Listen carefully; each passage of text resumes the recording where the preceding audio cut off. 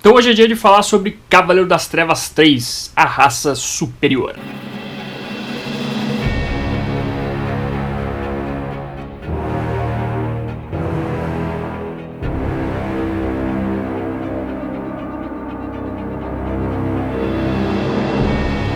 Então é isso, meus amiguinhos. Recentemente a editora Panini publicou o encadernado aí de Cavaleiro das Trevas 3, um lançamento, na verdade um relançamento, porque o lançamento foi feito tempos atrás, onde a própria editora Panini lançou uma minissérie em 9 partes, inclusive os mini gibis.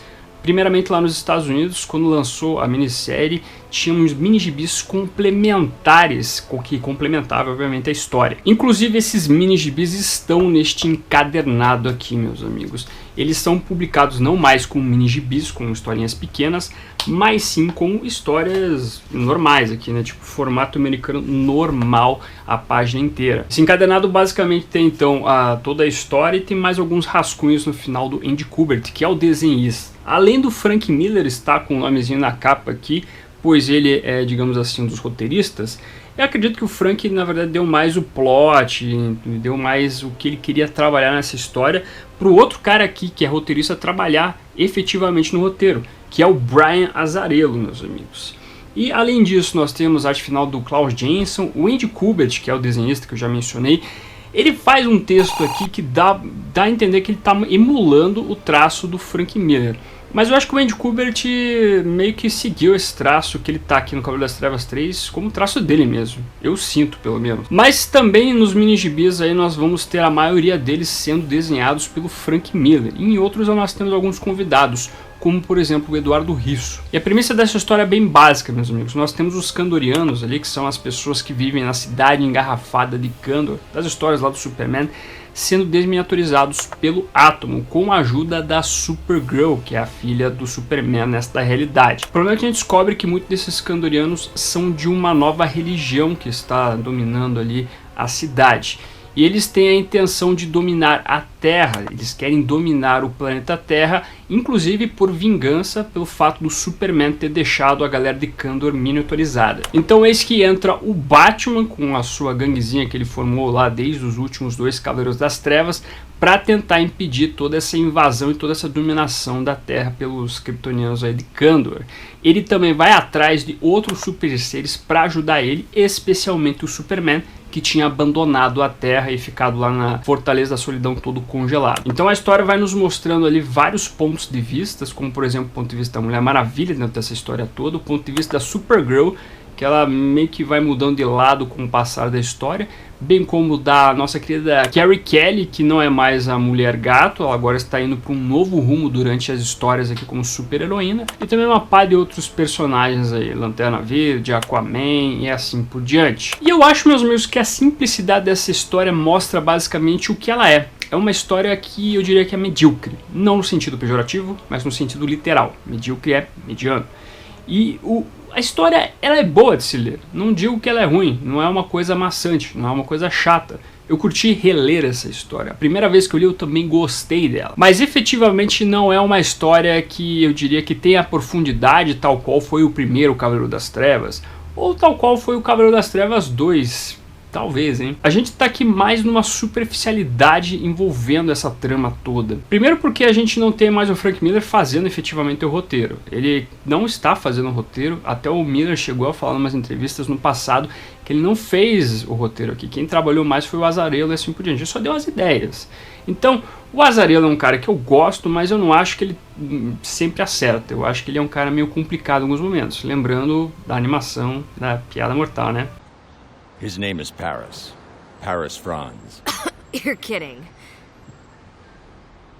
I guess not. E eu acho que o Azzarello faz bem o basicão, sabe? Ele fez lá o papel dele como empregado da DC Comics. Ah, vocês querem que eu faça aqui um roteiro para Cavaleiro das Trevas 3? Então tá bom. Ah, blá blá blá blá, pronto, tá bom, foi. Isso porque eu acho que a narrativa tem alguns problemas por aqui. A apresentação de personagens, por exemplo, personagens que aparecem na trama e depois desaparecem, não tem mais significado nenhum. Se você pegar a própria apresentação da Carrie no quadrinho, na primeira edição, você vê que aquela apresentação não adianta para nada na trama em si. O papel da Carrie e o papel do Batman só vão ser efetivos dentro da trama a partir do momento que os Kandorianos lá saem da cidade garrafando de Kandor. Antes disso, é meio que só uma coisa para mostrar que existe a Carrie e o Batman em Gotham lá. E até tem um pequeno plotzinho no comecinho ali falando sobre um cliffhanger, na verdade, falando sobre a possível morte do Bruce Wayne, que você vê que não tem sentido já na segunda edição, uma coisa que se cria para não se trabalhar em cima daquilo, o que acaba sendo um pouco frustrante por uma trama que você, quando imagina o Cavaleiro das Trevas, você quer ver profundidade nas coisas. Talvez uma das coisas que mais me irritou no texto do Azzarello aqui é a preguiça dele. Porque se tem uma coisa que nos remete ao Cavaleiro das Trevas é como a mídia influencia e vai contando a história. O Cavaleiro das Trevas, o primeiro de todos, é fantástico nesse detalhe. É uma das coisas que mais nos salta, que mais agrada dentro da leitura da narrativa, dentro da leitura da história. Aqui o Azzarello, no comecinho, tenta fazer uma coisa parecida com as redes sociais. Quando aparece, por exemplo, ali alguns tweets das pessoas que vivem em Gotham, algumas informações assim por diante, e vai comunicando com a história, que eu achei uma coisa interessante. Mas o problema é que é só na primeira edição, talvez um pouquinho na segunda, e depois some tudo isso. Nós não vemos mais. De repente, lá, sei lá, na sexta ou sétima edição, aparece mais umas caixinhas de textos das redes sociais, e depois não tem mais nada disso. É uma coisa que a trama se propôs a fazer, o roteiro se propôs a fazer dessa maneira, mas eles abandonam essa maneira de narrar a história já no começo, que pra mim talvez tenha rolado uma preguicinha aí para fazer esse artifício dentro da narrativa. Então esse é um dos problemas que evidencia como o Cavaleiro das Trevas 3 em nenhum momento assim quer seguir um padrão ou quer honrar o que foi pelo menos o Cavaleiro das Trevas 1. Ele quer ser somente uma história ambientada neste mundo, nesse Millerverse, e acabou, sem muitas inspirações, eu diria. Eu acho que talvez uma das coisas que se destaque nessa história são os combates que vão acontecendo durante a trama. Os combates que envolvem os Kandorianos contra, por exemplo, Superman e o Batman ao mesmo tempo, que é bem massa velho, mas é legal. O combate das Amazonas contra os Kandorianos também é interessante. Eu acho que é muito um quadrinho da porradaria, sem necessariamente nós termos um aprofundamento. Como eu disse, o lance do Cavaleiro das Trevas 1 era que existe um grande aprofundamento no contar da história. A narrativa cinematográfica daquilo era muito bom, era muito profundo também. Até hoje é um quadrinho que quando você lê, vem várias coisas na sua cabeça. É um quadrinho que você lê 1, 2, 3, 4, 5 vezes e você vai achando coisas, vai achando pontos da narrativa que você fala, caraca, que quadrinho fantástico.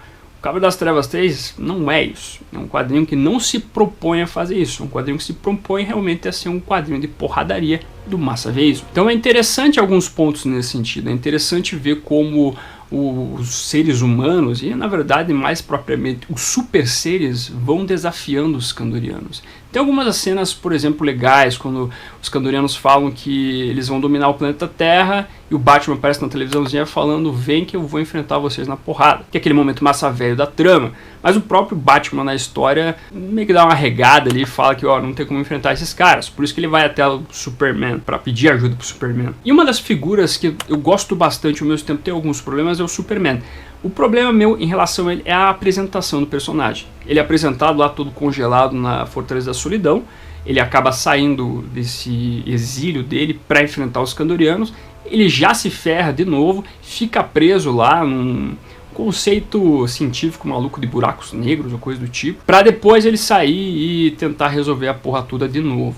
Eu acho que esse lance dele tá preso, solta, é meio encheção de saco dentro da trama.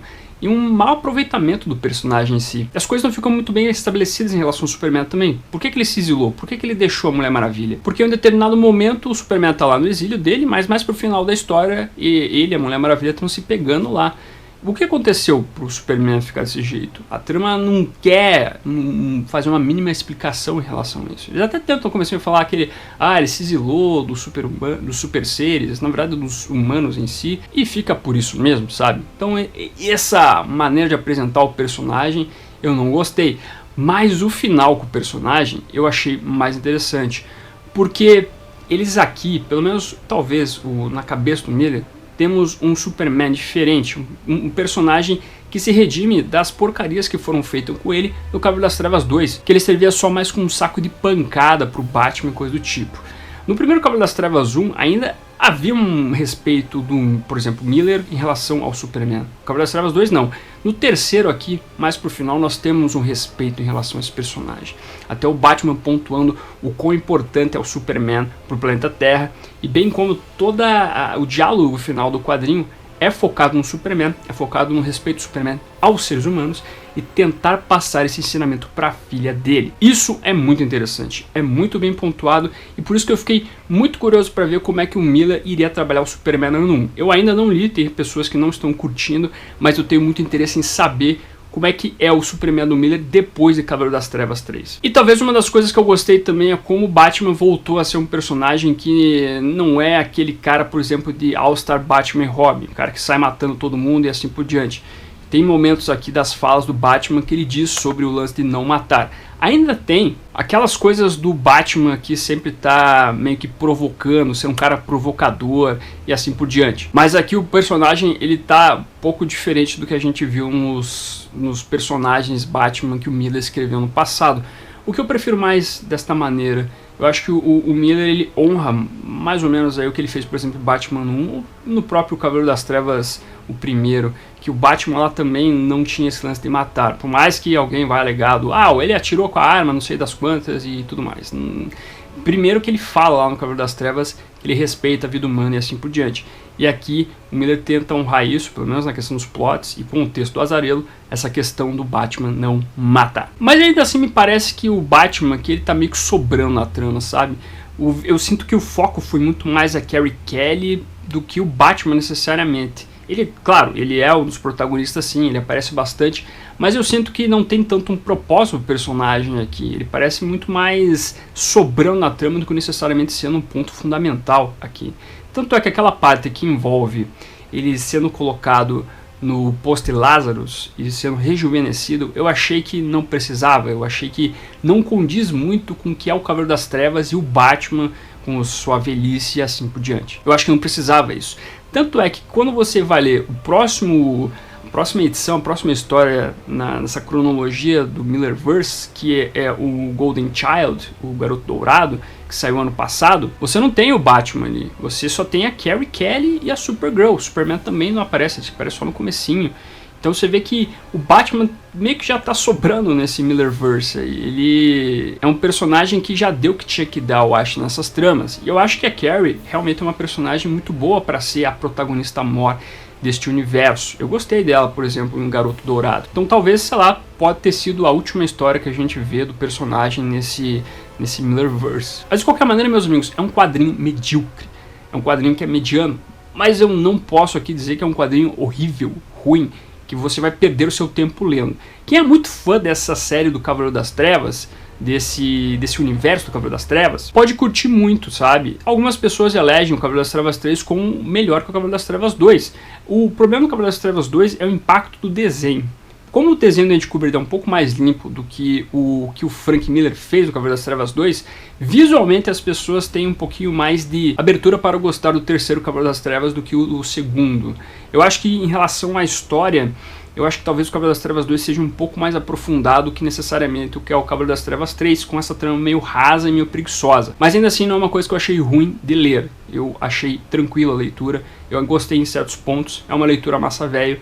Então, nesse quesito, talvez, se você estiver procurando uma história nesse tipo, pode te agradar. Então é isso, meus amigos. Essas são as minhas considerações em relação ao Cavaleiro das Trevas 3. Uma trama, em certos aspectos, interessante. Uma trama que talvez trabalhe muito mal os personagens, mas redime outros personagens. Uma trama que vai agradar a galera que gosta de uma porradaria. Mas só isso. Mais que isso, talvez a gente esteja querendo pedir muito deste quadrinho. Em relação até aos desenhos, meus amigos, eu não tenho muito o que opinar aqui em relação a ele. Acho que o Andy Kubert faz o feijão com arroz ali, tranquilo. Os trabalhos do Miller também não estão horríveis aqui. Eu acho que dentro de alguns quesitos estão ok, outros mais ou menos. Mas nos desenhos nós temos também um quadrinho medíocre também. Um desenho que não está aqui para trazer nada de novo, nada especial, ao mesmo tempo ele não é uma coisa horrorosa também. Agora eu gostaria de ouvir a sua opinião se você já leu o Cavaleiro das Trevas 3, se você comprou a minissérie da editora Panini quando saiu anos passados aí, inclusive ela lançou aquele lance de capas variantes para todas as 9 edições. É coisa pra caceta, meus amigos, eu tenho tudo isso aí. Não me orgulho disso. Mas traga seu comentário aqui se você já leu Cavaleiro das Trevas 3, se você vai comprar o encadernado, se você curte o Millerverse ou não, você acha que tinha que ficar só no Cavaleiro das Trevas 1 e acabou. E é isso, meus amigos. Traga seu comentário, bem como curta, compartilhe, se inscreva no canal se você é novo ou nova, marque o sininho para ser notificado aos vídeos. E é isso, vou ficando por aqui. Como sempre, no final do vídeo nós temos os membros do canal, a galera que mantém o canalzinho aqui de pé. Agradeço demais a colaboração de vocês, bem como de você que faz suas compras através dos links da Amazon, Saraiva e Submarino que estão na descrição. Aproveita que você tá aí, meu amiguinho, dá uma olhadinha no vídeo que está aparecendo agora. É um vídeo que vale seu clique. Agradeço a sua companhia, até a próxima e fui.